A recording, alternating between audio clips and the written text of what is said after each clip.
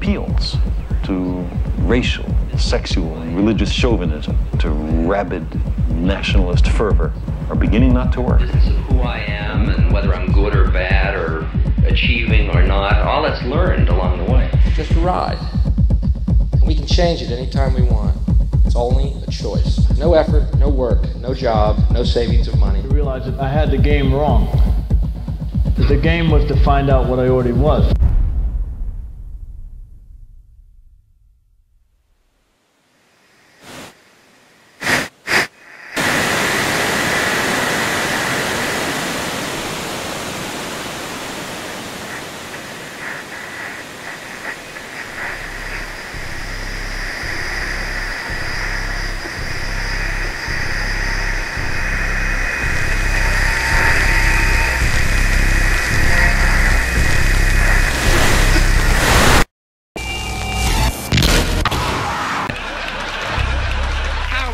Build nuclear weapons, you know what I mean? What's gonna happen to the arms industry when we realize we're all one? It's gonna fuck up the economy.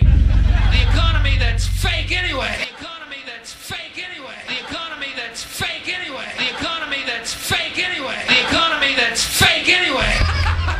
Which would be a real bummer. You can see why the government's cracking down on the idea of experiencing unconditional love.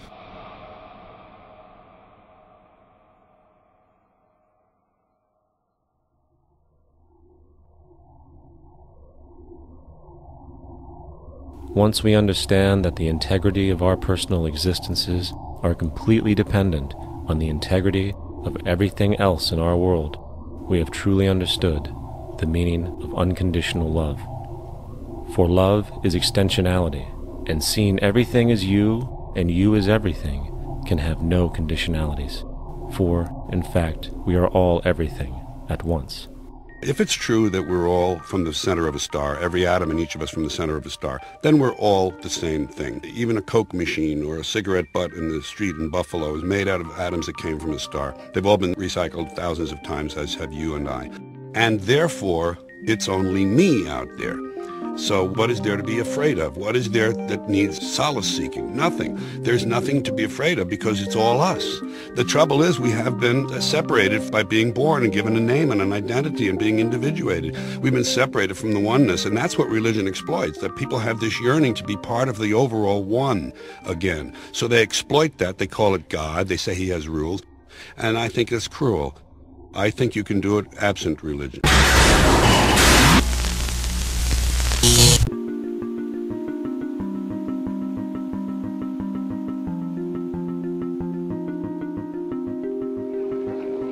We were saying how very important it is to bring about in the human mind the radical revolution. The crisis is a crisis in consciousness, a crisis that cannot anymore accept the old norms, the old patterns, the ancient traditions. And considering what the world is now, with all the misery, conflict, destructive brutality, aggression, and so on, man, he's still as he was. He's still brutal, violent, aggressive, acquisitive, competitive, and he has built a society along these lines.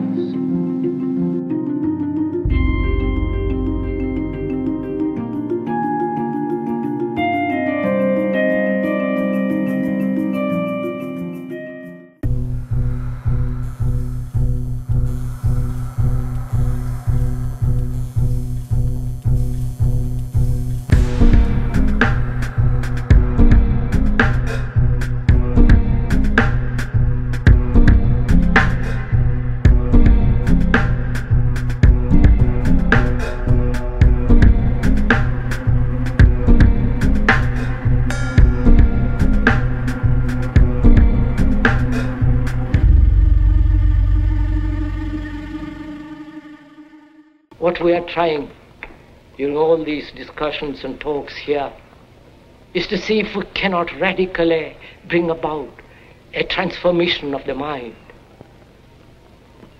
Not accept things as they are, but to understand it, to go into it, to examine it, give your heart and your mind with everything that you have to find out a way of living differently.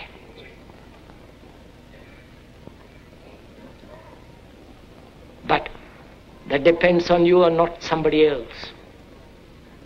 Because in this there is no teacher, no pupil, there is no leader, there is no guru, there is no master, no savior. You yourself are the teacher and the pupil, you are the master, you are the guru, you are the leader. You are everything. And to understand is to transform what is.